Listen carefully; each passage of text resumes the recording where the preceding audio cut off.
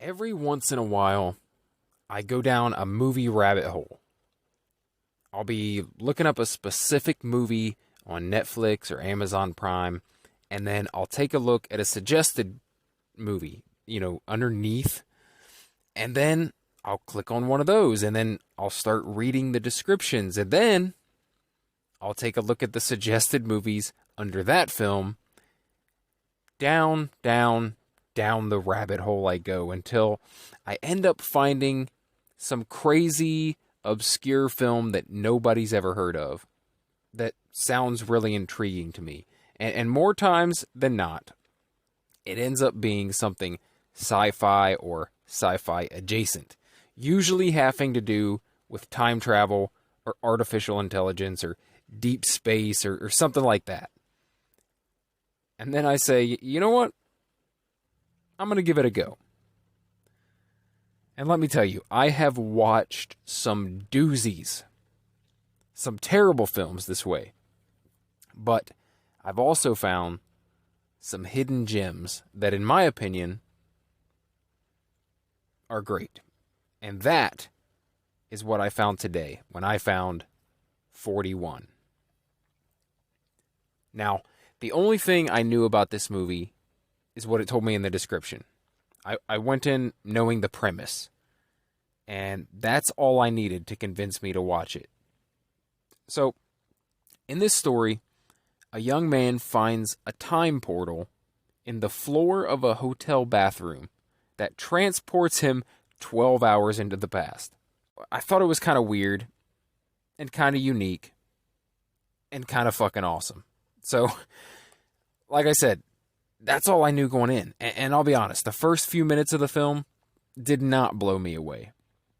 It's an Australian film, and, I don't think we should hold that against it, but the first thing that stuck out is that the dialogue was not up to par, at least for me. I'm a big dialogue and character guy, and at times it seemed kind of lazy and a little clunky. But as I got a little further into the movie, I couldn't stop watching. I had to find out where this was going.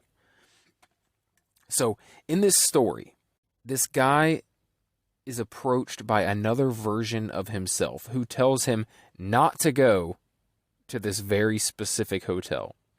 Which, it's kind of a paradox because him saying not to go there is what intrigued him and enticed him to go there in the first place. Classic time travel shit. Time travel 101. So, obviously, he heads to this hotel. But somewhere on the way, he runs into his ex-girlfriend. And they get chatting, about old times. And they have this nice afternoon together. And it seems like they might be kind of rekindling some old flames. At the end of the day, he's driving her home. They see something in the road. He swerves to miss it. Gets in an accident, killing the ex-girlfriend. So he wakes up in the hospital with police questioning him, who, they think he may have done this on purpose. He may have had this accident on purpose and some sort of revenge plot against his ex-girlfriend. Maybe even to kill himself as well, murder-suicide. So in the hospital, this is when he meets this guy who tells him about a hole in a hotel bathroom floor. And now he's got to go to this hotel, right? He's got to go. The version of himself earlier told him, do not go. This guy told him about the hole. And now he's got to go. He's like, what the hell's going on? So the rest of the movie is him repeatedly going back through this hole, which takes him 12 hours into the past over and over and over again, trying to stop the accident from happening, trying to stop the death of his ex-girlfriend, who he clearly still has feelings for. And for anyone who hasn't watched it, maybe you're enticed now to watch it. I don't want to ruin it for you.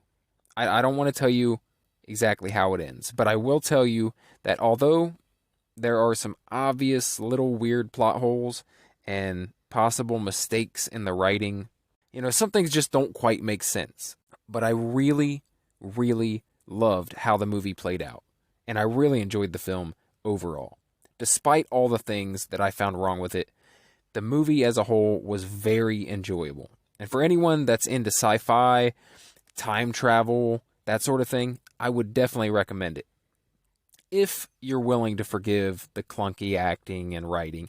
It's not perfect, but I've definitely seen worse. A lot of times when I'm going down these rabbit holes, I find some terrible films, as I said before.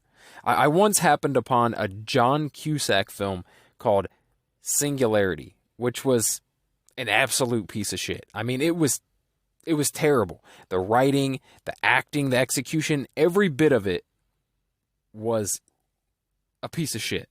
It was a horrible, horrible film. I thought maybe, it was going to be some awesome sleeper gem, like this one turned out to be. But no, it was not. The premise was great, and that's what enticed me, kind of like this movie, but it turned out to be garbage. Absolute wreck.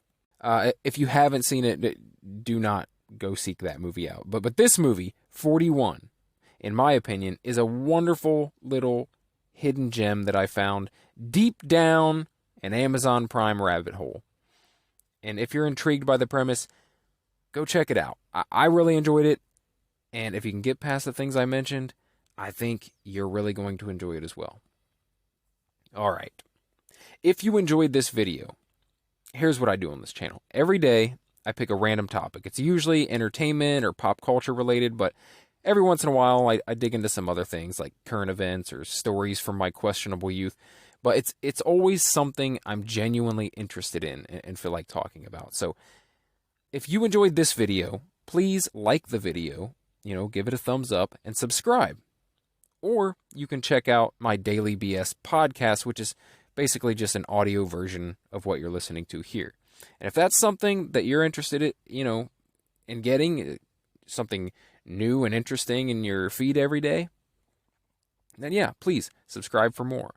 Or favorite or follow the podcast. And if you do that, if you stick around, then I will talk to you again tomorrow.